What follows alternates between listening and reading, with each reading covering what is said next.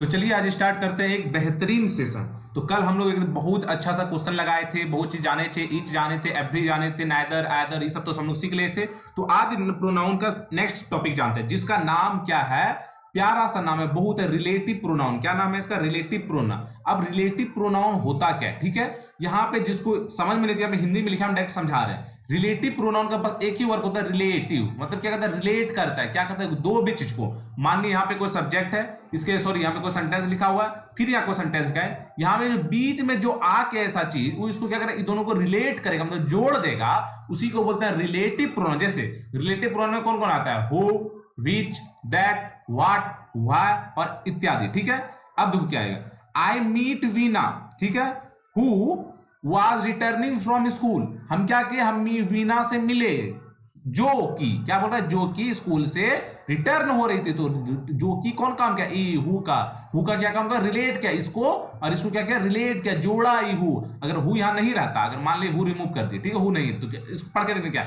I meet Veena was returning from school, मतलब ये क्या चीज हो रहा है? I meet Veena was, I meet Veena was returning, I meet अलग सेंस हो गया यहाँ पे, और Veena was returning to school अलग सेंस हुआ। तो इसमें हम कुछ रिलेट नहीं कर पाए, ठीक है। तो यहाँ पे रिलेटिव प्रोनाउन के रूप में क्या? रिलेटिव प्रोनाउन तो हमको लगता है समझ में आया किसको बोलते हैं, जो क्या करता है? रिलेट करता है एक दूसरे को, ठीक है। अब देखना रिलेटिव प्रोनाउन का एग्जाम में क्वेश्चन यही साथ एकदम कॉपी लेना, रूल नंबर 1 बनाना स्टार्ट कीजिए, एकदम कॉपी लेना, नोट बनाना स्टार्ट, अपना नोट सबसे बेस्ट, ठीक है। तो वहां देखते क्या रिलेटिव प्रोनाउन। रिलेटिव प्रोनाउन क्या क्या? हु, विच, व्हाट का प्रयोग क्या होता है? सबऑर्डिनेट क्लाउज के सब्जेक्ट के रूप में होता है, ठीक है। तो इतना हमको नहीं जानना, सिर्फ एक ही बात याद करना है कि रिलेटिव प्रोनाउन का जो यूज होता है, व्हाट, विच और दैट, ये यूज में होता है, ठीक है, रिलेटिव प्रोनाउन में, ठीक है। अब बात करते हैं कौन कौन है, कैसे है। यहां लिखा हुआ क्या है?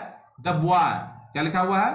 The boy came her is player, ठीक है। अब बोलेंगे अब द बॉय क्या है? सब्जेक्टिव है, क्या है? द बॉय भी सब्जेक्ट है, और हु भी क्या है? सब्जेक्ट है। इसका मतलब क्या समझाएगा? रिलेटिव प्रोनाउन में कभी हु आ गया, विच आ गया और दैट आ गया, तो इस सब का यूज कैसा होता है? सब्जेक्ट के तरह होता है। इसको नोट कीजिए कहीं भी, हु, विच और दैट को नोट कीजिए, और पूछेगा विच व्हाट इसमें है क्या? वो बोले क्या क्या? सब्जेक्ट है। इसका रूप किसका होता है? सब्जेक्ट की तरह होता है। सिर्फ कुछ नहीं लिखना है, सिर्फ लिखना है कि सिर्फ क्या क्या लिखना बता रहे हैं एकदम अच्छा से। वो लिखना है, विच लिखना है और दैट लिखना है। इसको लिख के ऐसे डैश देना है, वहां पे लिखना है सब्जेक्ट। क्या है इसका यूज? इसका की तरह होता है, रिलेटिव प्रोनाउन में सब्जेक्ट की तरह होता है, ठीक है। हम नेक्स्ट दूसरा रूल नंबर पे चलते हैं, ठीक है। हर एक का क्वेश्चन दिखाएंगे, हर एक का क्वेश्चन भी बनाएंगे, जिस तरह कल बनाए थे। पहले पढ़ लेते हैं, उसके बाद फिर क्वेश्चन बनाएंगे, ठीक है। अब रिलेटिव प्रोनाउन में किसका कहता है? हुम, विच और दैट। इसका यूज ऑब्जेक्ट की तरह होता है। इसका यूज किसके तरह होता है?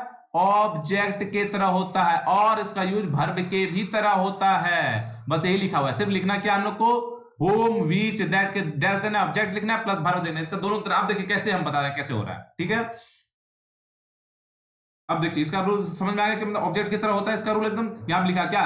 आई have a son whom I loves very much. क्या बोलता है? आई हैव अ सन, मेरे पास सन है जिसको हम बहुत प्यार करते हैं, बहुत प्यार। तो ये क्या हुआ? ये जो वर्ब का ये ऑब्जेक्ट कौन हुआ? यही हुआ। तो यही बोलता है कि ऑब्जेक्टिव के बाद हमेशा एक वर्ब आना चाहिए। क्या आना चाहिए? तो यही ऑब्जेक्टिव प्लस वर्ब, मतलब ऑब्जेक्ट केस दिया। अगर रिलेटिव प्रोनाउन में कभी हूम, हु और हुम में बहुत पूछेगा क्वेश्चन, हु और हुम में भी बहुत क्वेश्चन आने वाला है। कहां हुम में, कहां हुम लगेगा, कहां पे हु लगेगा, ठीक है। जब हुम कब लगेगा? जब यहां पे डायरेक्ट ऑब्जेक्ट का बात भर्व आ गया, डायरेक्ट भर्व आ गया ना। अगर भर्व का बात आ गया तो इसका मतलब ये क्या हो गया? इसका मतलब इसके भर्व के साथ क्या रहेगा? ऑब्जेक्टिव केस के साथ क्या लगेगा? हमेशा हुम लगेगा, ठीक है, समझे। अब थर्ड रूल पहुंचते हैं, किसका थर्ड रूल? अब क्या लिखा हुआ है? अगर एंड से जुड़कर दो इंसिडेंट का प्रयोग, जिसमें एक मनुष्य, सिंपल यहां से लिखना है, एक मनुष्य और दूसरा जानवर या दूसरा वस्तु कुछ भी रहे, मतलब पहला यहां पे लिखा हुआ कौन है? The man and the this dog. अगर किसी सेंटेंस में, अब इंसिडेंट किसको बोलते हैं सबसे पहले बताते हैं। इंसिडेंट नहीं तो बहुत कंफ्यूजन होगा, इंसिडेंट बहुत जगह ना। अगर कोई भी रिलेटिव प्रोनाउन, जैसे यहां पे रिलेटिव प्रोनाउन यहां पे दैट है, इसके पहले वाला को इंसिडेंट बोलते हैं। क्या बोलते हैं? इंसिडेंट्स बोलते हैं। इसके पहले वाला को, ये पूरे पार्ट को क्या बोलेंगे? इंसिडेंट्स बोलेंगे। अगर यही बोला है, अगर रिलेटिव प्रोनाउन के यहाँ पे अगर इंसिडेंट में कहीं भी एक आदमी का बात हो जाए, मतलब एक मनुष्य का, और दूसरा कोई जानवर का या कोई वस्तु का, तो वहां पे रिलेटिव प्रोनाउन ऑलवेज दैट आएगा। कैसा आएगा? दैट आ गया। अगर इधर बात हो, इधर से हमको कोई मतलब नहीं, हमको बात करना इंसिडेंट में होना, मतलब कि दैट के पहले वाला चीज को क्या बोले? इंसिडेंट। जैसे यहाँ पे हूम है, यहाँ पे हूम है ना, इसके पहले वाला चीज को क्या बोले? आई हैव अ सन, क्या हुआ? इंसिडेंट हुआ। आई हैव अ सन क्या हुआ? इंसिडेंट हुआ। समझ में आया क्या बोले? ठीक है। जैसे यहाँ पे हूम है, हूम है ना, हूम रिलेटिव प्रोनाउन हो गया। अब इसके पहले वाला पार्ट को, पूरे पार्ट को क्या बोले? इंसिडेंट बोलेंगे, ठीक है। फिर उसी तरह यहाँ पे क्या है? हु। हु क्या है, हु क्या है, रिलेटिव प्रोनाउन है, इसके पहले वाला पार्ट क्या हुआ, इंसिडेंट हुआ। समझ में आया इंसिडेंट क्या हुआ। अगर वही पूछा है, अगर इंसिडेंट में मतलब ई पहले वाला पार्ट में कहीं भी आदमी मतलब एक मनुष्य और दूसरा कोई जानवर मतलब एक जानवर का बात आ गया, दोनों साथ साथ में एंड के साथ जुटा हुआ है, तो इसका मतलब हमेशा रिलेटिव प्रोनाउन कैसा होगा मेरा, दैट होगा। कोई दिक्कत है, हमेशा रिलेटिव प्रोनाउन कैसा हो जाएगा, इसका दैट हो जाएगा। ठीक है, नेक्स्ट क्वेश्चन चौथा पॉइंट पे। चौथा पॉइंट क्या है, अगर कहीं भी सुपरलेटिव डिग्री आ गया, इंसिडेंट में कहीं भी सुपरलेटिव डिग्री आ गया तो उसमें डेट लगेगा। हम कल या परसों कभी ने बताए थे। ठीक है, अगर कहीं भी इंसिडेंट में सुपरलेटिव डिग्री आ गया तो उसके साथ कैसा लगेगा, डेट। जैसे यहां लिखा हुआ है मिस्टर मिश्रा इज द, यहां देखो रिलेटिव प्रोनाउन यहां पे लगा हुआ है दैट। अब इसके पहले ही पूरे पार्ट क्या हुआ, इंसिडेंट हो गया, पहला बात जान गए इंसिडेंट हो गया। अब इसमें देखिए सुपरलेटिव डिग्री आ गया, मोस्ट आ गया ना, मोर, मोस्ट लेबोरियस आ गया, या मोस्ट सुपरलेटिव डिग्री आ गया। जब सुपरलेटिव डिग्री आती है यहाँ पे क्या लग जाएगा, दैट लगेगा। कोई दिक्कत,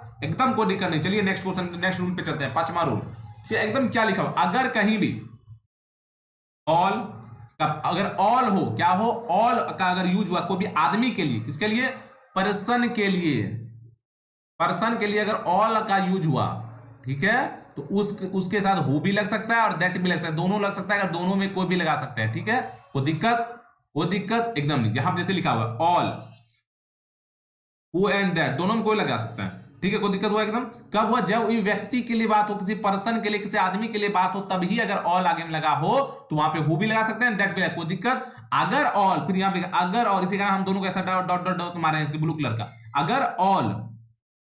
अगर ऑल वस्तु के लिए परिस्थिति मतलब कोई थिंग्स के लिए आएगा, ऑल थिंग, तो वहां पे डेट का यूज होगा, वहां पे हु का यूज नहीं। क्यों, एकदम कहीं पे नोट लिखो, हु का जो यूज होता है ऑलवेज पर्सन के लिए होता है। किसके लिए होता है, पर्सन के लिए हु का यूज होता है। हु का यूज सिर्फ पर्सन के लिए होता है। ठीक है, दैट का यूज जो होता है, दैट का यूज दोनों के लिए हो जाता है। किसके लिए, पर्सन के लिए भी और मतलब थिंग्स के लिए भी। ठीक है, दैट का यूज कहां पे, दोनों के लिए हो जाता है। ठीक है, इसको नोट कर लो कहीं अच्छा से। ठीक है, चलो आगे चलते हैं। क्या बोला, अगर ऑल का यूज पर्सन के लिए हो, किसके लिए हो, पर्सन के लिए हो। ठीक है, और ऑल का के साथ हमेशा कोई थिंग आ जाए, क्या आ जाए, थिंक आ जाए।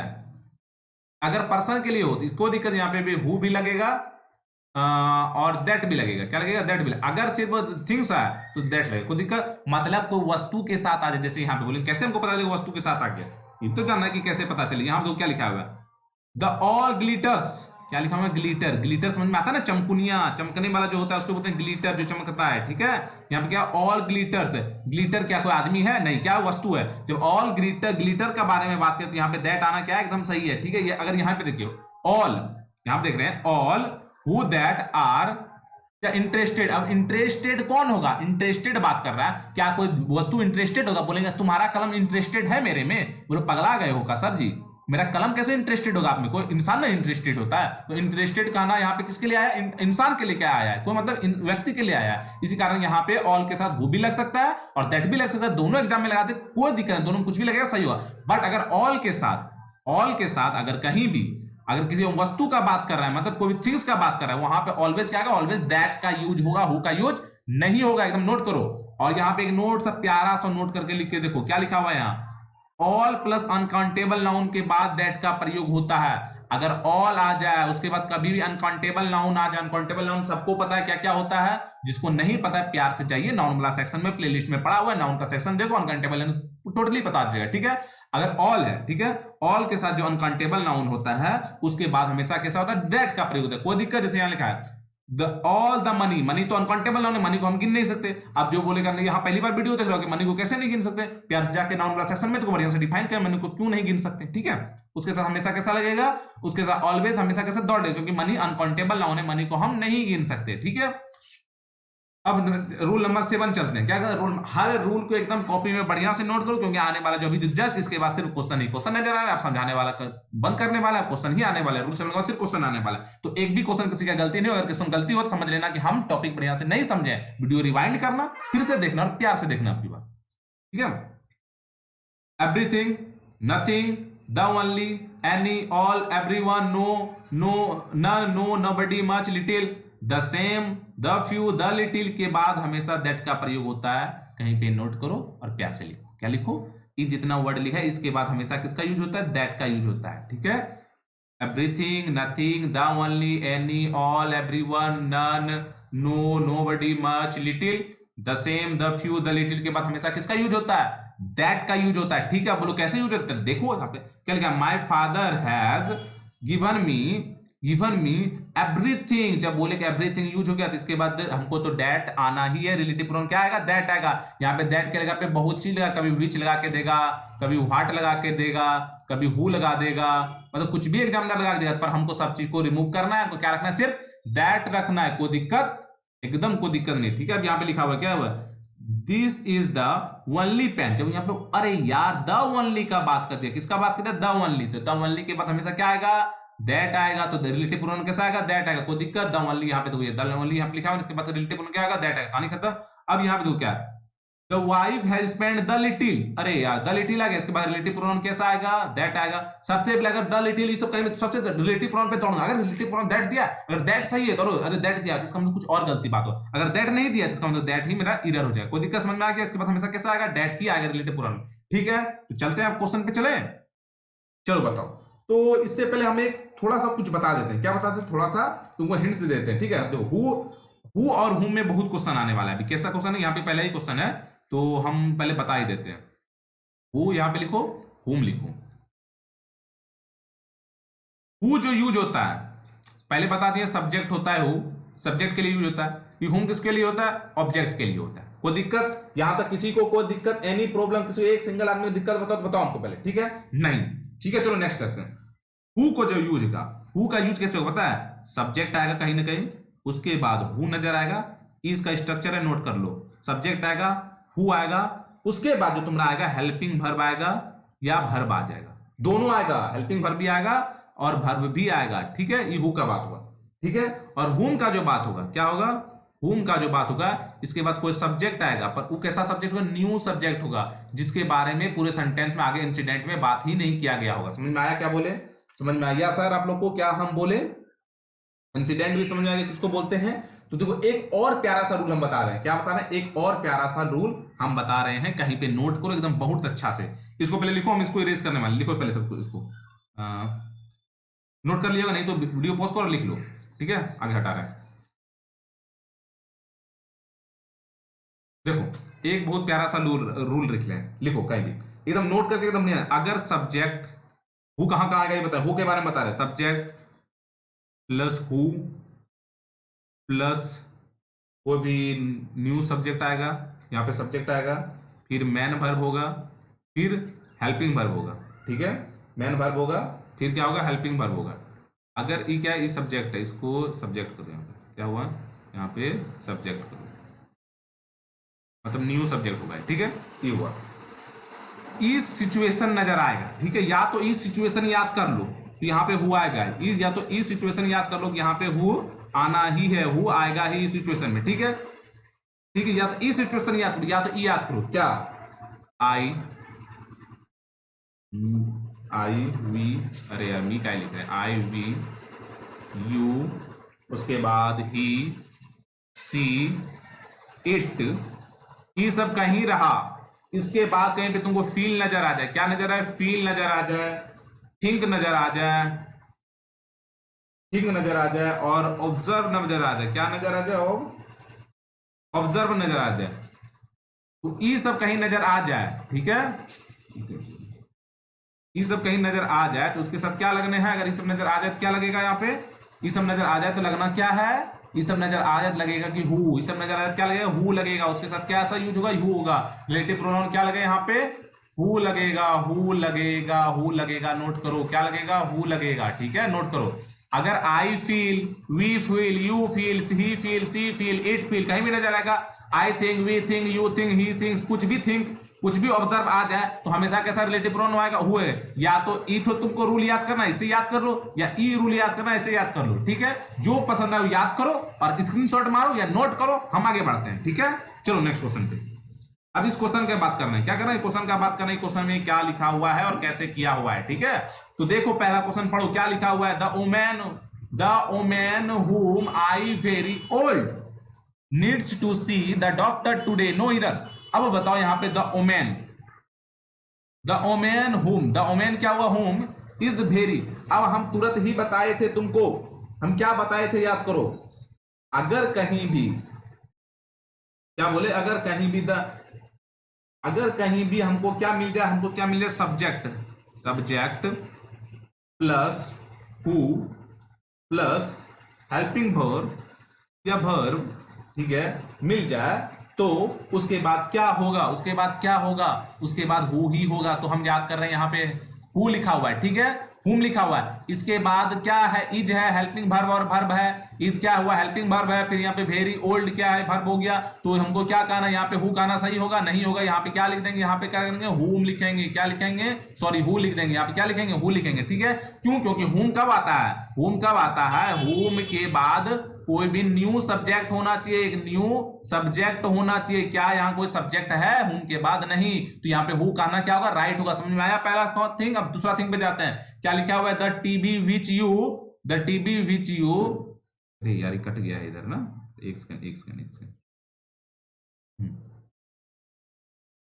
The TV which you bought yesterday it is working well, no error. इसमें क्या गलत है, एकदम ध्यान से बताओ, इसमें क्या गलत है, ध्यान से बताओ। The TV which you bought yesterday in not working well. अब बताओ, यहाँ पे द टीबी लिखा हुआ है, क्या लिखा हुआ है, द टीबी लिखा हुआ है। द टीबी कैसा थिंक है ये बताओ, निर्जीव थिंक। अरे दिस और विच और दैट का तुमको बताएगा, एकदम नहीं बता। एक चीज बता रहे, अगर कहीं भी विच आ जाए, क्या आ जाए, विच आ जाए,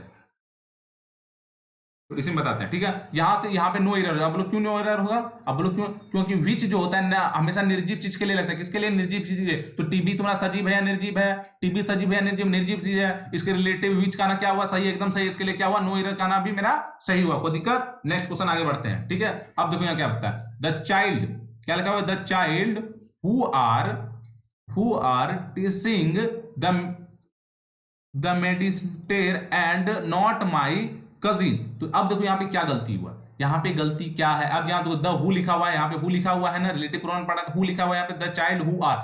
अब देखो यहाँ पे हु है, उसके बाद आर आया, उसके बाद क्या आया है, यहाँ पे आर है, फिर टीचिंग है द। अब देखो एक चीज बताओ, हम एक चीज सिंपल बात करना था, हमेशा पढ़े हु के बाद क्या आएगा, पहले सब्जेक्ट होगा। यहाँ पे सब्जेक्ट ऑलरेडी दिया हुआ है, कहना कोई दिक्कत नहीं है। उसके बाद हेल्पिंग वर्ब यह होना चाहिए, यहाँ पे हम लिख दिए थे। यहाँ पे देखो, यहाँ पे वो सब्जेक्ट होगा, उसके बाद हु होगा, उसके बाद हेल्पिंग वर्ब होगा। क्या यहाँ पे सिचुएशन कर रहा है, यहाँ पे सब्जेक्ट है, यहाँ पे हु है, यहाँ पे हेल्पिंग वर्ब है, क्या सब्जेक्ट पालन कर रहा है, हाँ पालन कर रहा है। इसका मतलब क्या होगा, नो एरर होगा। आगे बढ़े जी, एकदम आगे बढ़िए। अब यहाँ तो इट लिखा हुआ है, इट का हम केस तुमको शायद बता चुके हैं पहले भी।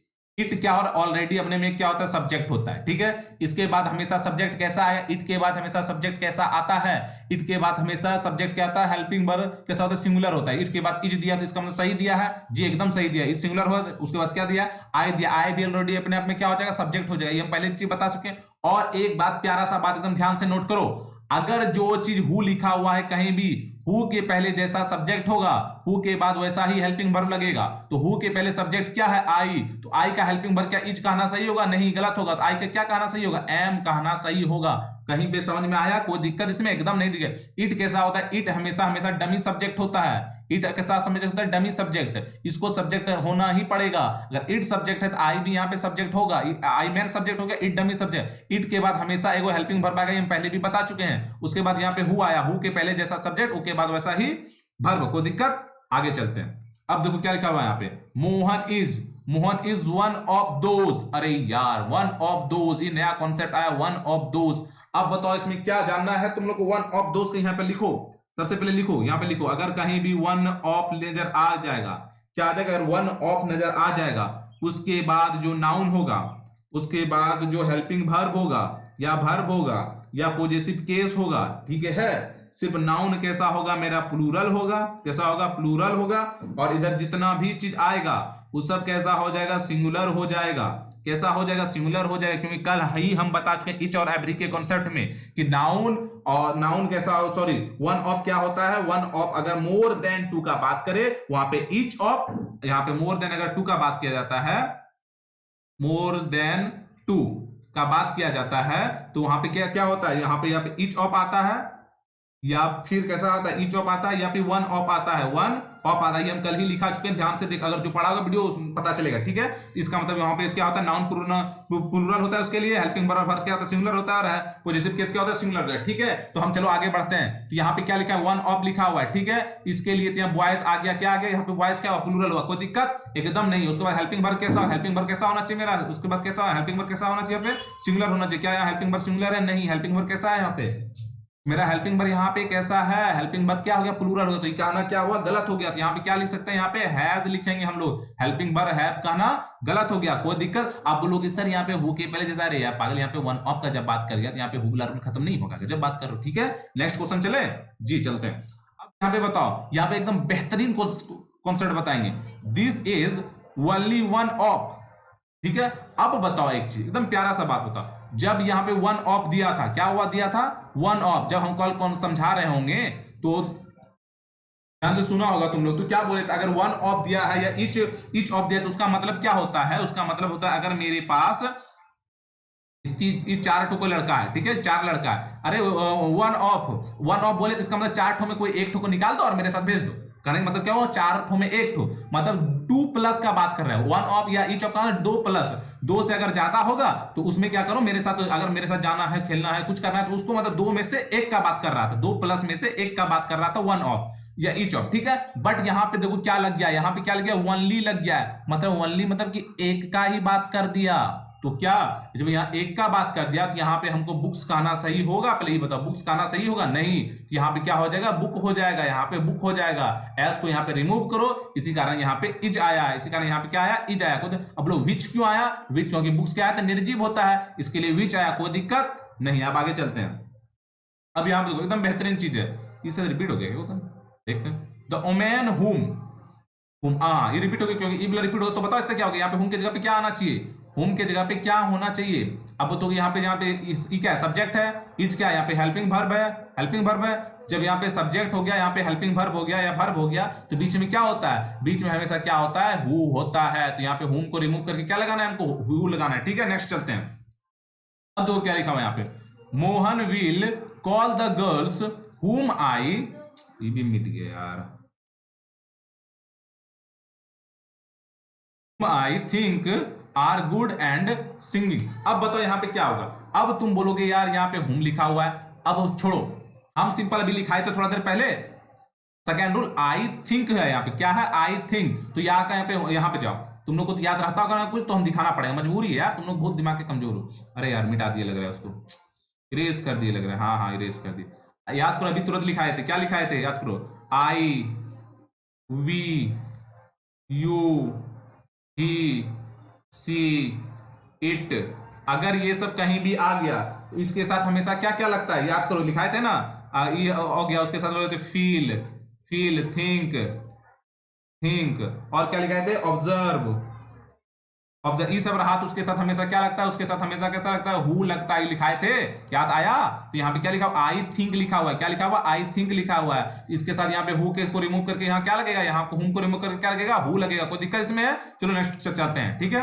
अब देखो क्या लिखा है, Mohan identified the girl who we found her to be a pickpocket no error, ठीक है। तो अब इसमें बताओ, इसमें क्या गलती होगा, क्या सही होगा, थोड़ा दिमाग लगा। अब देखो यहाँ पे, अब क्या यहाँ पे है, यहाँ पे थोड़ा इसको इरेज कर देते हैं थोड़ा सा, हाँ यहाँ पे बताओ हु है, यहाँ पे हु है ना, कि क्या यहाँ पे हु कहना सही होगा। अब बताओ हु के बाद यहाँ पे एगो सब्जेक्ट आ गया, क्या आ गया, वी क्या है, सब्जेक्ट आ गया। तो क्या इसके बाद सब्जेक्ट आता है, कभी नहीं, उसके बाद या तो हेल्पिंग वर्ब आता है, क्या क्या आता है, या तो हेल्पिंग वर्ब आएगा या मेन वर्ब आएगा। तो यहाँ पे वी कहना सही हुआ नहीं, इसका मतलब यहाँ पे हु को रिमूव करके क्या लगा देंगे, हुम लगा देंगे, हुम लगा देंगे, कोई दिक्कत। चलो नेक्स्ट चलते हैं, ठीक है। अब यहाँ बताओ, एकदम इजी क्वेश्चन है, एकदम तुरंत बताओगे। क्या यहाँ पे द स्टूडेंट, अबे यार छोड़, वहां पे सीधे यहाँ देखो, वी थिंक है, क्या है, वी थिंक है।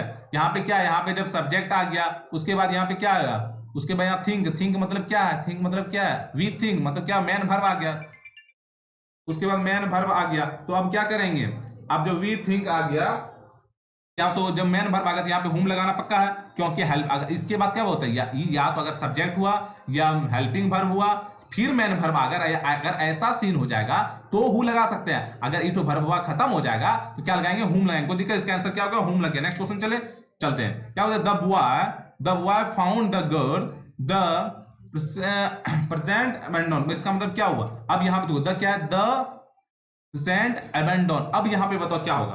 अब यहाँ पे सबसे देखो ऑप्शन छाटा कैसे जाते पहले दिमाग में, ऑप्शन छाटा है हमको यहाँ का गर्ल के बारे में बात करें, यहाँ कोई जानवर तानवर की बात करें नहीं, ये दोनों तो सबसे पहले काट दो।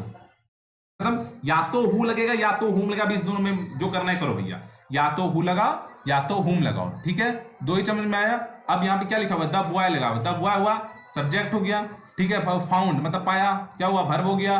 द गर्ल क्या हुआ, इसका मतलब ऑब्जेक्ट हो जाएगा, ठीक है। यहाँ पे क्या आएगा, फिर क्या है, द प्रेजेंट एबंडेंस। अब यहाँ पे बताओ जब प्रेजेंट एबंडेंस, इसका मतलब यहाँ पे क्या है, यहाँ पे क्या है, यहाँ पे कोई सब्जेक्ट इधर है, सब्जेक्ट है नहीं है, तो इसका मतलब क्या लगेगा, यहाँ पे हु लग जाएगा। यहाँ पे क्या ये प्रेजेंट एबंडेंस, ये क्या हुआ हेल्प, ये मैन वर्ब हो गया, मैन वर्ब हो गया, इसके बाद क्या लगेगा, हु लग जाएगा, कोई दिक्कत, यहाँ पे कोई सब्जेक्ट है, इसके बाद दिया हुआ है नहीं दिया, इसके बाद हुकाना क्या हुआ, सही हुआ, ठीक है। नेक्स्ट क्वेश्चन चलते हैं। अब क्या लिखा हुआ है, the man and his dog. अरे यार बहुत बेहतरीन क्वेश्चन, बहुत बेहतरीन, अभी जस्ट तुमको बताए होंगे, चलो दिखाते हैं, तुम लोगों को याद तो रहा होगा ना। ध्यान देखो, अगर कहीं भी एगो मनुष्य मतलब और एगो दूसरा जानवर का बात करें तो वहां पे रिलेटिव प्रोनाउन क्या लगता है, दैट लगता है, कोई दिक्कत। अब आते हैं क्वेश्चन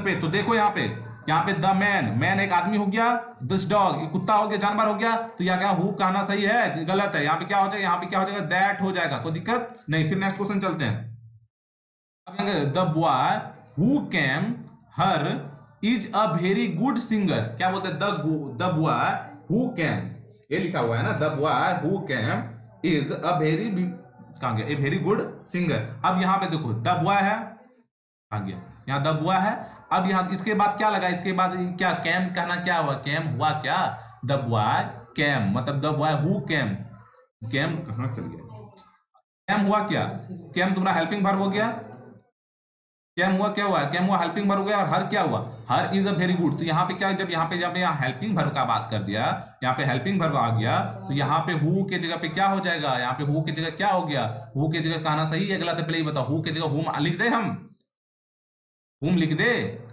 कि हु कहना सही हुआ।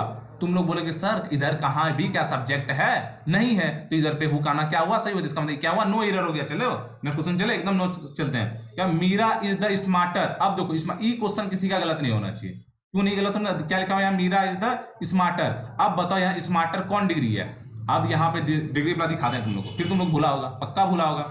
तो यहाँ पे देखो कहाँ गया सुपरलेटिव डिग्री, यहाँ देखो है, यहाँ पे सुपरलेटिव डिग्री अगर जहां भी रहा, रिलेटिव प्रोनाउन कैसा होता है, डेट होता है, कोई दिक्कत। तो अब चलते हैं क्वेश्चन पे, आ जाओ क्वेश्चन पे। क्या यहाँ पे स्मार्टर दिया है, स्मार्टर सुपरलेटिव डिग्री है, तो यहाँ विच कहना सही हो, एकदम गलत होगा, यथा बुला कर डेट लगा दो, क्या लगा दो, डेट लगा दो, कोई दिक्कत। चलो नेक्स्ट क्वेश्चन पे चलो।